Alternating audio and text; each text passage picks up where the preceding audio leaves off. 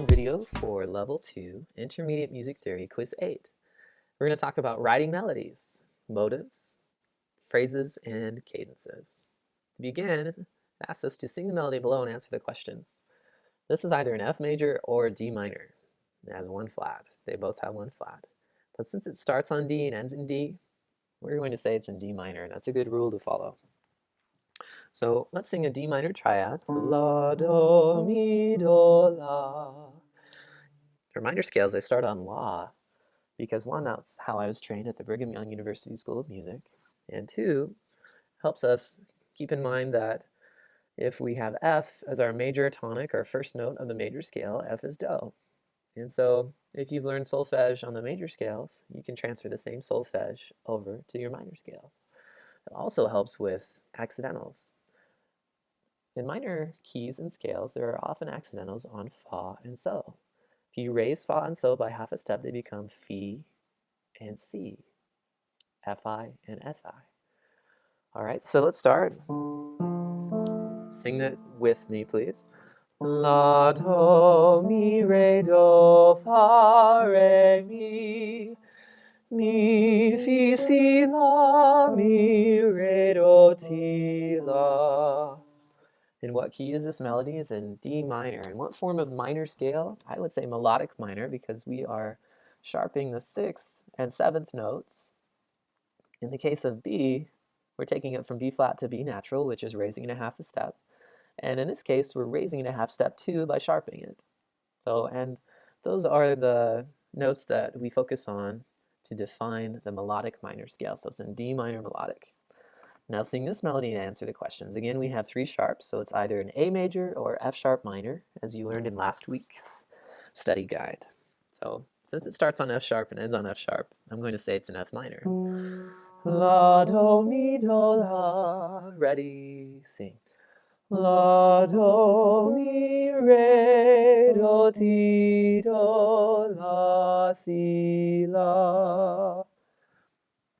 This one is an F sharp harmonic minor. Its 7th note is raised, but nothing is done to its 6th note, like in melodic minor. Just its 7th note is raised a half step. So the answer is F sharp harmonic minor. Let's try this one. It's either in B flat major or in G minor, and again, this is following a pattern of doing minor scales. So let's do G minor. Here's the triad. La, do, mi, do, la. Ready, go. La, do, mi, fa, mi, re, do, ti, la. La, so, fa, mi, fi, si, la. Because we have Fi and Si in this passage, I know that the 6th and the 7th scale degrees are raised, which is an indication of melodic minor. So this is in G melodic minor. Which measure emphasizes the tonic triad? The first one. It has La, Do, Mi. Cross out Do. This is La, Do, Mi. That's how we do the minor triad. Which measure emphasizes the minor scale? All of them, but I would particularly say this last one because it defines the scale as melodic minor, raising the 6th and 7th scale degree. Write a 4-measure melody in C melodic minor that uses skips between Do, Mi, and So and portions of the melodic minor scale. So when they say skips between Do, Mi, and So, we're talking about La, Do, and Mi, the minor triad.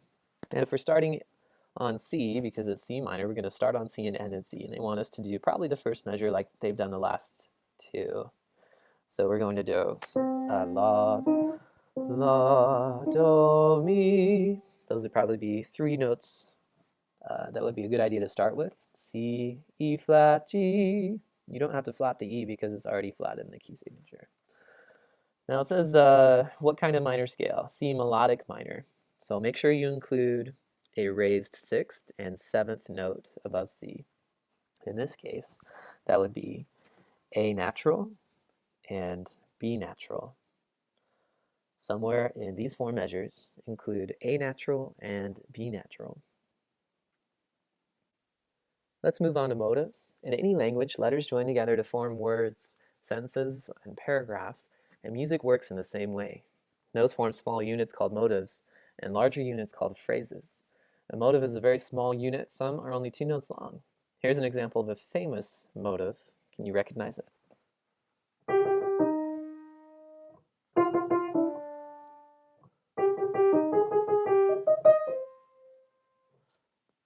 And this is from Beethoven's Fifth Symphony. This motive happens so often in the song that even though there are countless songs and pieces available, you recognize instantly that Beethoven wrote this song with just those 3 notes, or 4. And notice that the motive has both a recognizable rhythm and a melodic shape. Same, down, same, down. Listen to a recording of Beethoven's Fifth. Listen for this rhythmic and melodic motive. It recurs throughout the first movement and unifies the piece from beginning to end. Sing the following melody. Can you find a recurring motive? Circle it the first time you hear it. We're in D major because we have 2 sharps and it starts on D and ends on D. Here's the major triad. Do, mi, so, mi, do. Do, mi, so, fa, mi, re, fa, la, so, fa, mi, so, do, re, ti, do. So I would circle this as the motive because it happens quite often. It has do, mi, so, and then re, fa, la. In what measures can you hear both the melody and the rhythm and the motive repeat? The first 2. In what measure can you hear some of the rhythm repeat? I would say measure 3, measure 4. We have some that dotted 8th note attached to a 16th note repeats. Sing each of the motives below. Pick one and write a 4-measure melody that uses this motive, or this motive, or this motive, or this one. Not all of them, just one. Remember that sometimes just the rhythm of the motive returns. So let's sing this together. It's an F major. Do, mi, so, mi, do. Do, so, mi, re, do, re, mi, do, so, do, re, mi, fa, so. So this wasn't a complete line or passage. What they're trying to show you is that each of these measures is a separate motive or thought that they want you to use to write 4 measures. So not only repeat this, repeat it on starting on different notes using the same intervals in between these notes. Lastly, we have phrases and cadences. Phrases are musical sentences where we just studied motives. They would be certain parts of a sentence. The phrase in music is the entire sentence. The ends of phrases are called cadences. The phrase ending can determine whether a section of the piece has ended or whether the music needs to continue. This is based on if the notes and the harmony at the end of the phrase resolve or not. Sing the following melody. Do, mi, so, mi, do. Ready, go. Do, mi, so, mi, fa, re, ti, re. Do, re, mi, fa, so, fa, mi, re, do.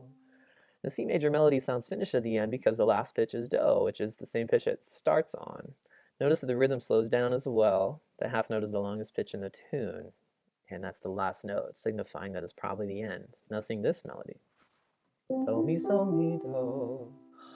Do, re, mi, fa, sol, la, so, mi, fa, re, mi, fa, sol. This phrase does not sound final. The last note is so, and the notes before it ascend to it rather than going down, signifying an ending.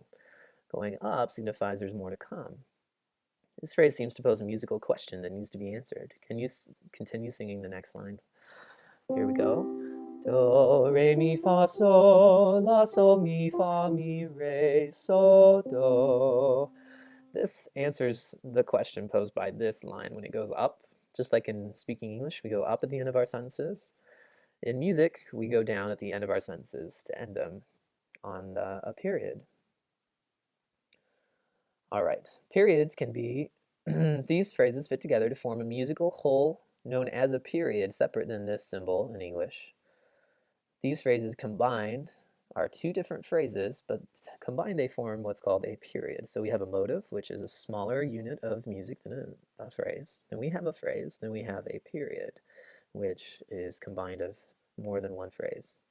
Periods can be parallel, where both the phrases begin the same way as these do, or contrasting, where the phrases do not begin the same way, but still contain some of the same rhythmic and melodic motives. Here's an example of a contrasting phrase to be sung with line 2. First sing lines 2 and 3 consecutively, and then sing lines 2 and 4. All right, so this is an example of a contrasting period if you combine it with line 2. If you do lines 2 and 3, that's called a parallel period because they start the same. So 2 and 3. Do, re, mi, fa, sol, la, sol, mi, fa, sol, fa, re, mi, fa, sol. Do, re, mi, fa, sol, la, sol, mi, fa, mi, re, sol, do. That is called a parallel period. It has this motive, it has this phrase, and it has this phrase. Combine the two and you receive a parallel period. Now let's do 2 and 4. Do, re, mi, fa, sol, la, sol, mi, fa, re, mi, fa, sol. Do, ti, la, sol, fa, mi, re, do. Contrasting because instead of starting the exact same way as the first measure, the first phrase, it starts with different notes, although the rhythm is the same.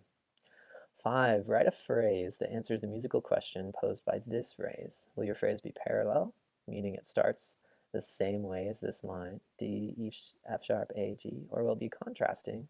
It starts on different notes but uses the same rhythm perhaps. So let's sing 5 together. Do, re, mi, sol, fa, re, mi, sol, la, ti, do, la, sol, fa, mi, fa, sol. If you were doing parallel periods, then this measure would sound like do, re, mi, sol, fa, and then it would develop with different melody and return to D at the end, possibly on a half note to secure that ending. All right. Good job writing melodies, learning about motives, and phrases and cadences. And if you have questions, please post on your class website or email me. Look forward to working with you in class.